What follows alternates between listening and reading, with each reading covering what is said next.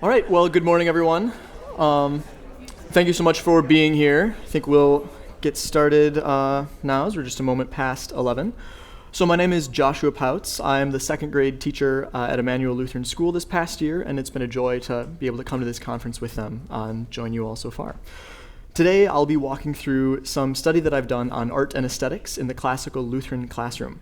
My interest in this topic comes from a variety of sources, but it first and foremost derives from a love of art history and a love and sometimes disappointment in the history of Lutherans dealing with visual art. And note that this is not at all to diminish the role of music in the Lutheran tradition. It's a beautiful thing, and we have an extremely strong heritage in that, but in comparison, I think in many times we are not nearly as educated in the artistic heritage that we also have and can also draw upon. So today I'd like to begin by reviewing our foundational Christology as something that justifies and encourages our dwelling on the visual arts, and then proceed to look at the history, or occasional lack thereof, of art and art history in the classical Lutheran curriculum, and then end with proposing a possible model to adopt should teachers wish to include a dedicated artistic instruction in their classroom. So, to begin, the scriptures reveal that God chooses to deal with us, his creatures, through means, both verbal and physical. Genesis presents the creation of the world ex nihilo through God's spoken word.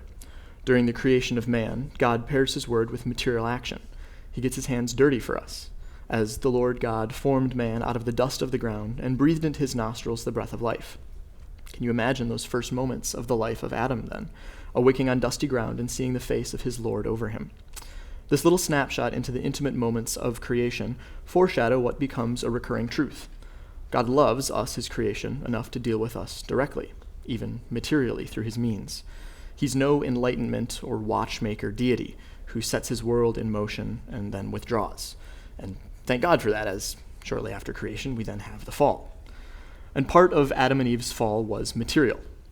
They ate the fruit of the forbidden tree, and in doing so they entered into death, expelled from paradise. Why shouldn't God have exerted his omnipotent will then and there to undo all he had made, or simply declare creation as repaired, just as he had earlier declared it as good? Well, because as revealed, God rejoices in working forgiveness of sins and salvations through means, his means. After the fall, he made a promise that the seed of the woman would crush Satan's head in victory. And through the gift of human marriage and sexuality, God promised to produce a Messiah, the Messiah. He, in essence, promised a new tree, the cross, with then a new fruit, Christ. And this fruit was God himself as man, serving man and saving man. In the incarnation, Christ became lowly, even washing the feet of the 12, and then lofty in his death on the cross. In his resurrection, we in faith receive the confidence in the resurrection of the body. So all this very material, very much through means. And best of all, God continues to work through the means of his written word and sacraments in the church. And we need that. We aren't blind Kantian rationalists who can reason our way into contentedness and salvation. Even if we could reason our way into feeling relatively comfortable with that, it would be to what end? Not enough. We share the temptation of our brother Thomas. We need to feel, taste, or see the flesh of our God. Even having received faith, we are weak in it. We need something to cling to. Christ said, "Blessed are they who have not seen and yet have believed." And this word of God is a heavenly comfort, but he doesn't leave it at that. And he doesn't leave us with simply his word. He's paired that with the material signs of his bread and wine. He gives us his body and blood to taste and to feel on our tongues. He gives us the washing of baptism for the forgiveness of sins. And we believe, but we are blessed in that we also get to taste, see, and feel this action of God in our lives. Christ knows our frailty, and he serves us in the ways that we need. And those ways, again, very frequently take a material form. So that's a whirlwind summary of Christology, sacramentology, and something that should be all very familiar to us. But this is a beauty and aesthetics talk in the classroom. When is he going to start talking about beauty or even aesthetics? Well, as noted earlier, any discussion of beauty, or any other transcendental that matter, needs to first rest in the work and person of Christ. It needs to be a Christocentric understanding of the beauty and the aesthetics we wish to share with our students. It's also important to note this Christology as it sets up the future stage, or sets up sets the stage for future discussion of the role of earthly art and beauty that we will engage with in the classroom. This firm Christology helps us avoid several heresies that can and have sprung up around visual art in the life of the church. First, Gnosticism, a somewhat easy one given what we've covered so far. This heresy states, among other things, that the creation of the material world itself was an evil act and that Christ was not God. Again, pretty easy to put that one to rest based on what we have covered already and all know to be true. Another, though, is iconoclasm, and this is an opposite end of the spectrum of any love of art, in that it rejects any representation of God, saints, or angels in arts on the ground of the commandment against graven images. But insofar as we now have the incarnation as a physical sign of God with us, we have a precedent now for seeing God. Images of Christ celebrate a historical fact. On the opposite side of the spectrum, there has been iconodualism, or the veneration of images. And this is also, and does currently in many circles, plague the church. The iconodules venerate images in the hopes that the saints they represent might intercede for them. But we already have a perfect intercessor in Christ, making this practice a dismal rejection of the sufficiency of Christ that we confess. Finally, God's sacramental presence defies any impulse to seek mystic experiences through works of art in an attempt to directly commune with God. It's unnecessary. He's promised us his body and blood with the supper for the forgiveness of sins. So we see that it is foolishness to rely on any other means of directly accessing God. We should rest in the words and promises he has given us. So faced with the predominance of all these heresies, it might seem like a moderate position would then be the safest, generally avoiding visual art but not outright destroying it as the iconoclast might.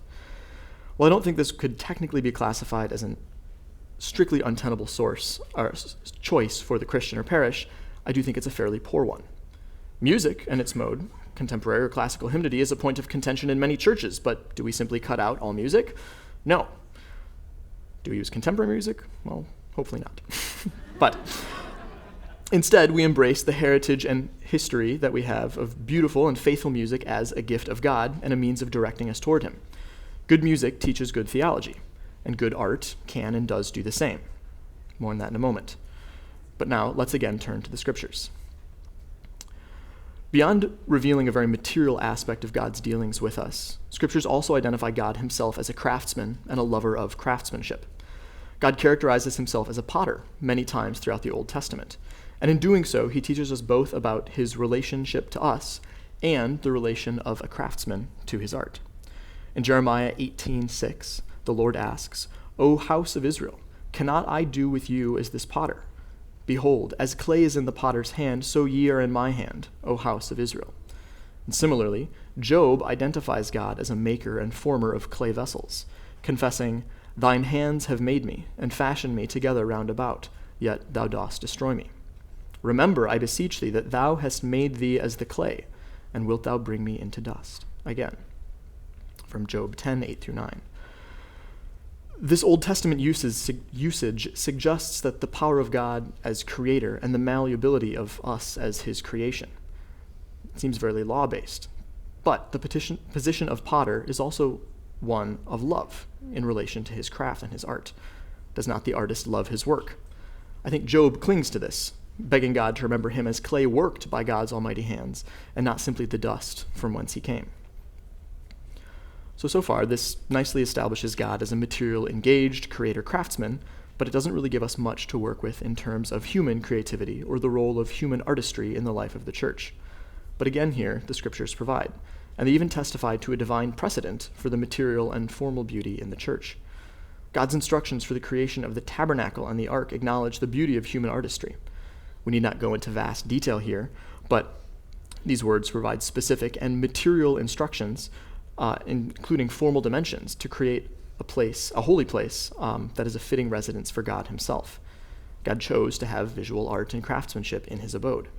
And throughout the Old Testament, we see this continued in Davis stipulating various beautiful works to be commissioned for the temple built by his son Solomon.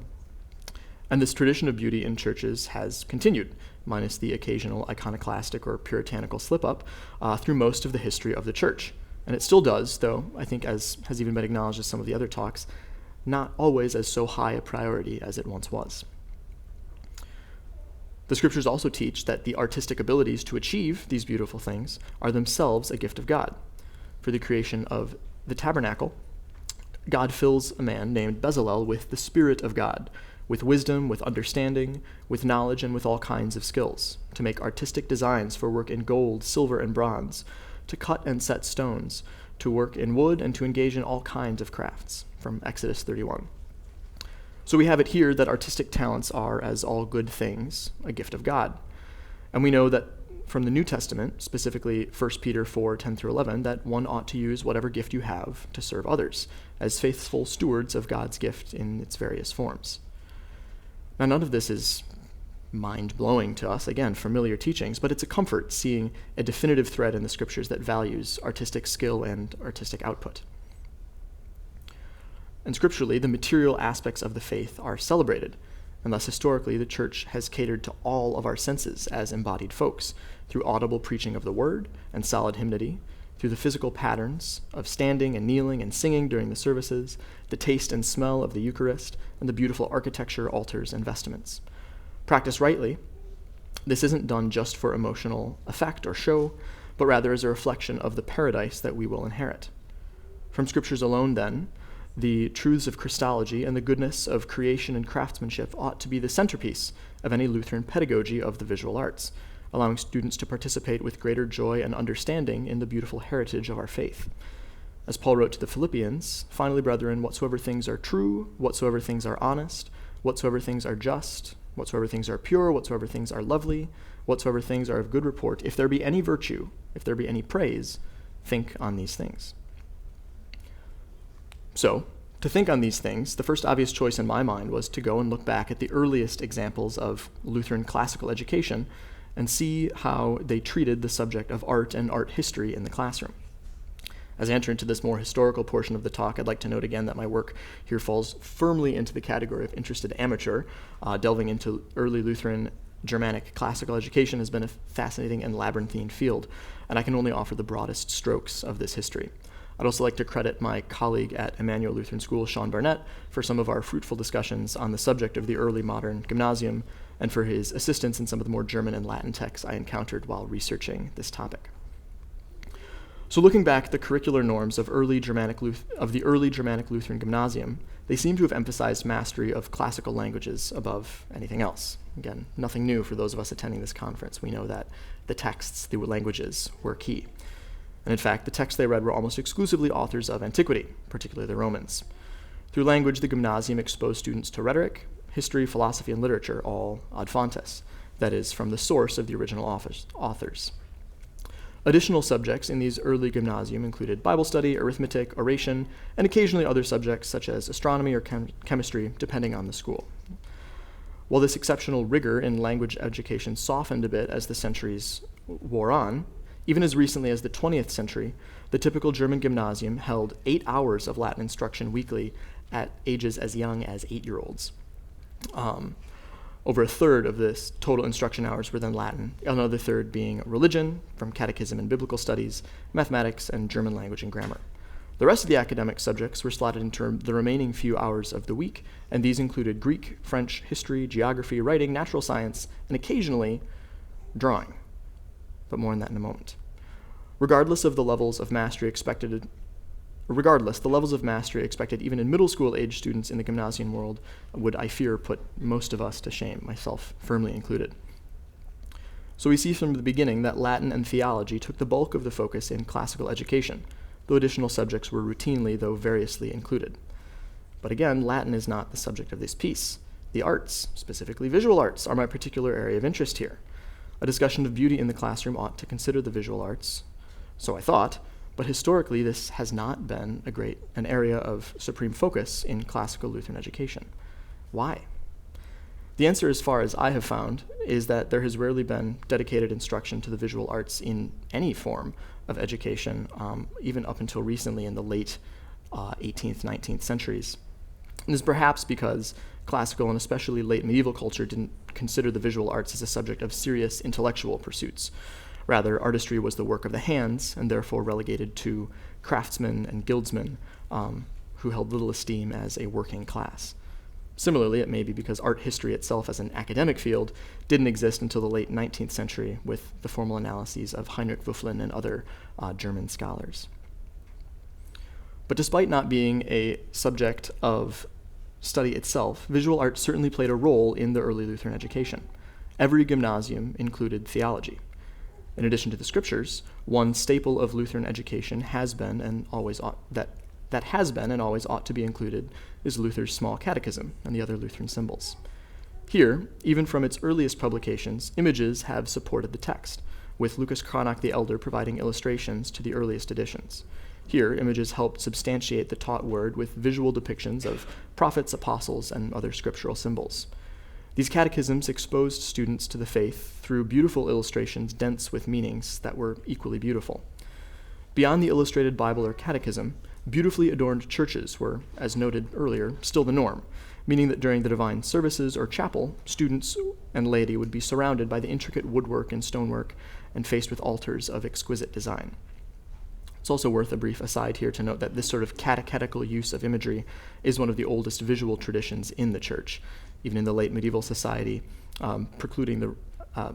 just prior to the Reformation. Visual imagery in churches was considered to be the scriptures of the unlettered. For while many could not read the scriptures themselves, either due to lack of education or lack of accessibility to the word, they could see the stories of scripture enacted in the churches that they attended. Beyond the inclusion of illustrated catechisms in the gymnasium, no class time was dedicated to the visual arts in Lutheran school orders until the late 18th century, when the innovations of the Realschule began. In the Realschule, practical skills, as opposed to the languages and classical texts of the gymnasium, were emphasized. And this was a distinct break from the intentions of the classical classroom to produce an educated and pious laity. Here, focus was primarily on preparation for the workforce. This, in terms of timeline, corresponded generally with the industrialization in Germany. In the Realschule, we see for the first time in a German classroom, classical or otherwise, the curriculum including drawing, or Zeichnen.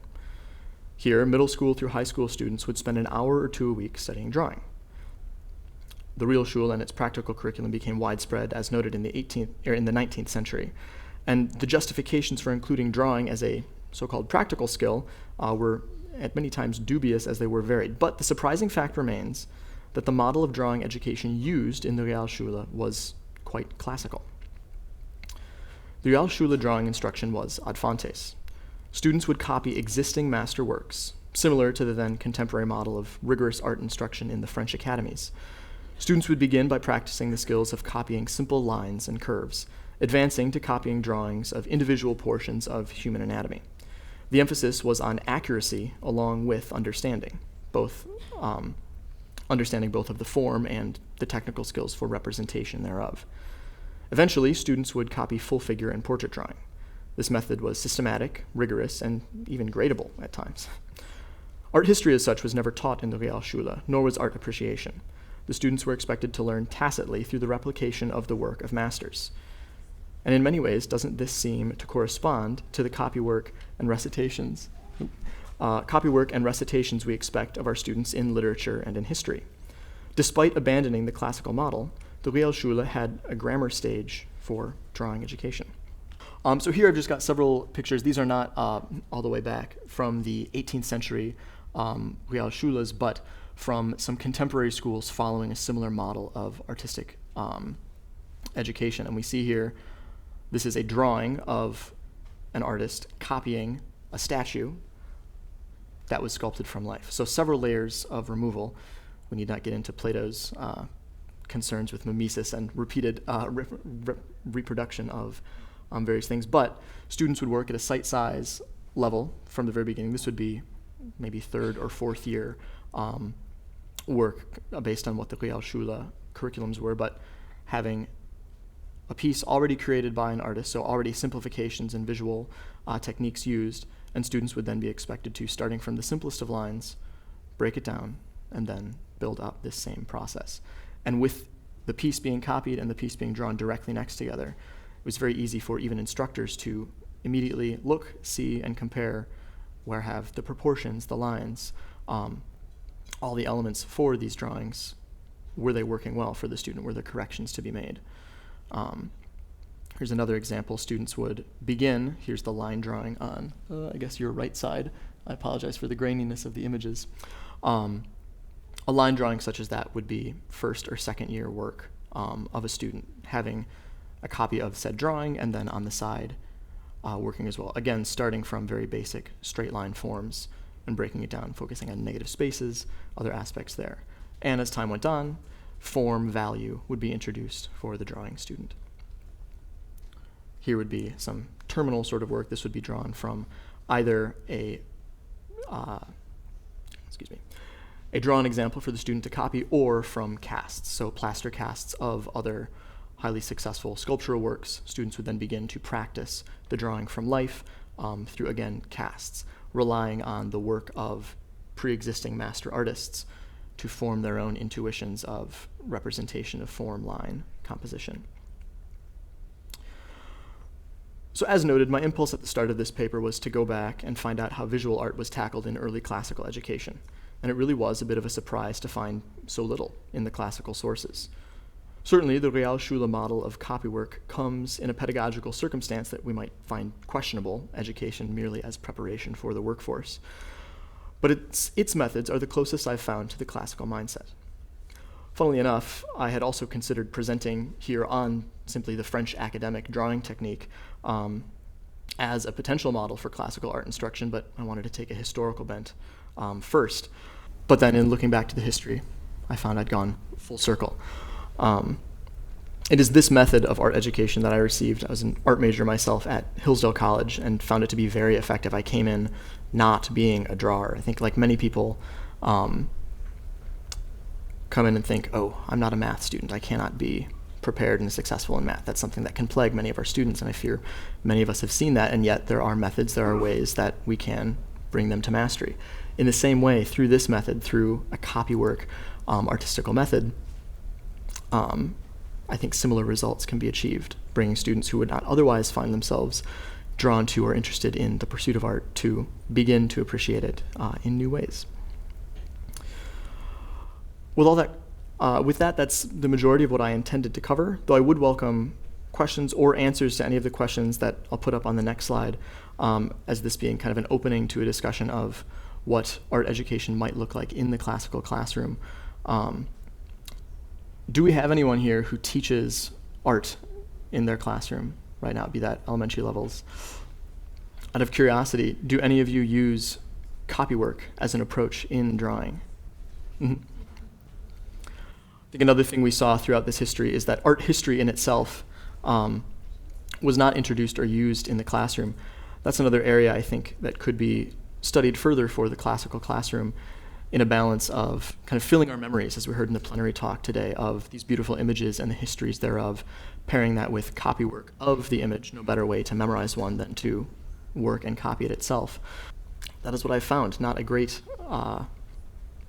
wealth of history for classical art education, and yet potential moves forward. So thank you so much. We end here with a few minutes to spare. If there are any questions, I'd be happy to answer them. Otherwise, a few extra minutes before we make our way. Yes?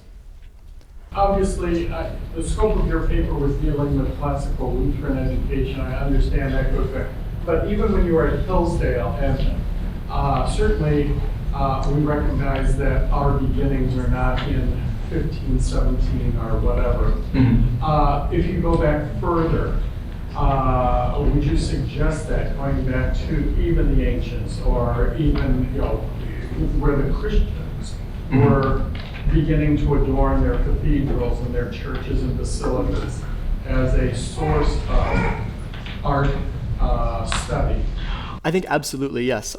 Going back kind of to the earliest, maybe Greco-Roman ideals and then early Christian approaches to art, something not touched upon here is the wealth of information on architectural instruction. That is something, again, not typically included in the general classical education, as that's moving towards a professional skill, right? That of architecture, the creation thereof. But there are significantly more sources in kind of the ancient classics on architecture, not nearly as much on visual art of painting, some on sculpture, but architecture, and particularly church architecture, would also be a fantastic place to look. And similar copywork methods can be used for architectural draftsmanship and students studying the liturgical spaces that are part of our heritage as well. Mm-hmm. Speaking as a musician who has also charted a parallel course with the looking deeply at the kind of education Lutherans were providing in music, you found early in antiquity this distinction between musicianship and bardcraft, as I like to call it. Mm-hmm. The idea being from someone like Boethius that a true musician is one who knows and judges by reason the proportions of music, and not the one who judges them by the senses or only composes them or plays them skillfully. So there was an idea that music itself was one of the arts of the free man, but to practice it and deliver a performance of it was the art of the slave.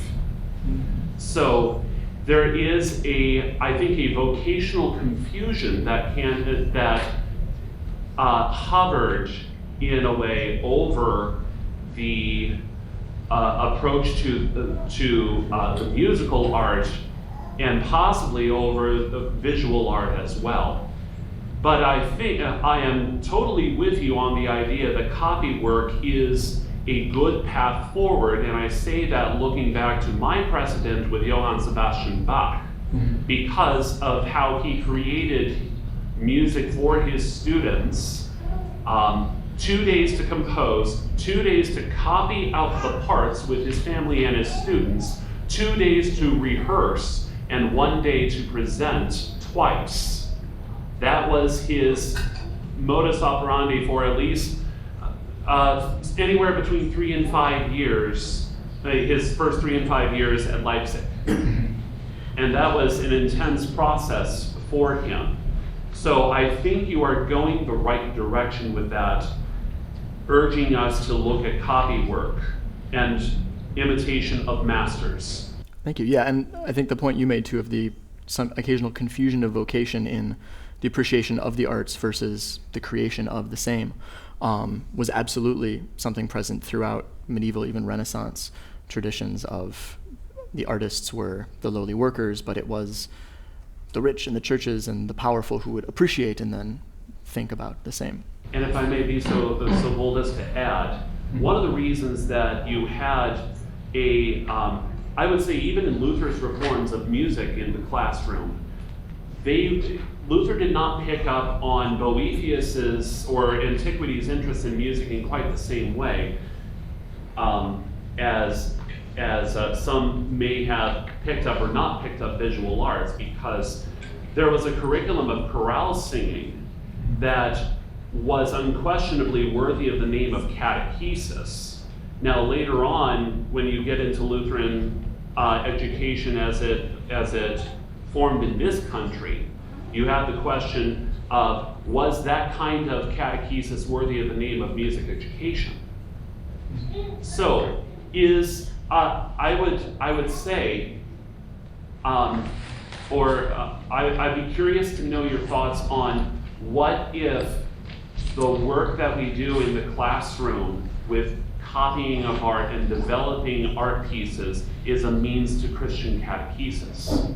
I think absolutely, yeah. And the content matter of, this was kind of a little surprise, I kind of hid in with the rest, but all of these pieces we see in the back, with the exception of the classical source material slide, the history of art, particularly history of Western art, is a biblical history.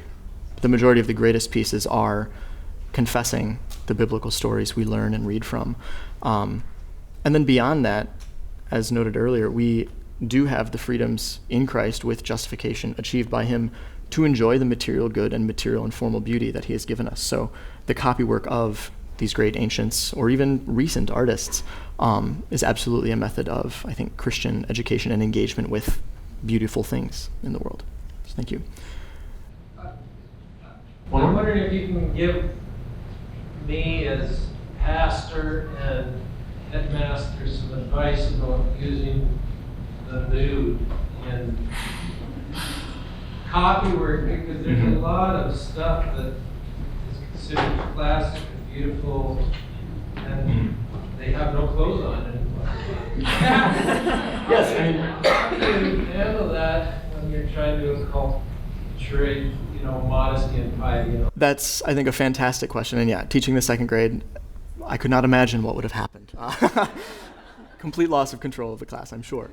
I think one thing to note, built into this curriculum in particular, with it kind of progressing through the grammar stage of first drawing simple lines, then portions of the body, in a way it does defend the young minds of those things they might not quite be ready to deal with on a more intellectual level, such as the human form unclothed, that the first several years were copywork specifically of simply portions of the body, so the hand, the leg. And then as time goes on, students, as they get older, will face that we are embodied creatures, and through the history of art, nudity, not nakedness, and there is a distinction of that, I think, in the art historical world, is simply a fact of the matter. I would also note that that is primarily something we just had a talk talking about the secular as kind of a false word, as everything is always theological, but classical Christian art of biblical scenes and those sorts of things that I think would be best for the cornerstone of a Lutheran art education typically do not have full nudity in these pieces. So the oldest of classical precedents, certainly Botticelli's Venus, not necessarily for second grade minds, but certainly there's a wealth of pieces that could be used and make a full curriculum up through elementary, even up into the high school age, that could introduce to these same concepts and to the great pieces of Western art history, while still dealing with the more delicate topic of nudity in classical art. I think I saw one more. Have you found a curriculum that encompasses all these components? There's the question. This curriculum, in terms of strictly a drawing and observational curriculum, does exist in the Florence Academy of Art, in the Grand Central Atelier. These are schools present now, typically for high school or somewhat older students. In terms of bringing this down into the elementary or middle school ages, that I have not seen done or consolidated in a specific curriculum yet. But the Florence Academy and several others do have resources on the process and the mode. And the step after that is simply choosing pieces to which we can apply these methods of copywork and testing there. So unfortunately, not yet. Do you have a resource for us teachers to learn how to teach drawing, in these? I'd recommend first and foremost the Florence Academy of Art. It's based in New York and Florence, Italy itself. They have a lot of resources on their website on the history of art. And then, I'll see if I can remember the book, but Harold Speed's The Practice of Drawing. So Harold Speed, S-P-E-E-D, The Practice of Drawing. He was an American painter and teacher of painters in the 20th century, working kind of with this revival of classical French academic painting techniques. So that would be a starting place, at least. What would be, I think on the last slide you had the question, what would be like what are your course objectives in art, or, what is the use of art, kind of thing, how would you talk about that? I think in terms of the question of what is the use of art, that does in some ways fall into the realm of maybe more the Realschule approach of, well, is it practical? Is this going to be useful for our students? It's beauty. They're studying and being exposed to beauty in this case. And I think particularly the hand skills of copying, the focused seeing of these pieces, is a skill that can be practiced and developed and then will serve them through the rest of their lives in any encounters with visual art. Having a basis in the great Western painters will again prepare them for visits to museum, or I think a really great course objective per se for a classical Lutheran art course would be identification of an altarpiece, right? You go anywhere in Europe, they have these beautiful, intricate altarpieces, and they might not be immediately evident of what exactly is going on there, but knowing some of the history and traditions of representations in art, knowing the Bible stories that certainly these children will be exposed to, is useful in that regard. with its fulfillment being, I think, the divine service and the art present therein, seeing the goodness and the beauty brought to us there, and its directing of us towards Christ. And at the elementary level, the practice of drawing is fantastic for hand-eye coordination and fine motor skills. It can be frustrating for the young kids, but starting it at the proper level with simple copy work is a really enjoyable way to do that, and maybe being a break from their handwriting, also a very important skill, but simply more muscular practice for that.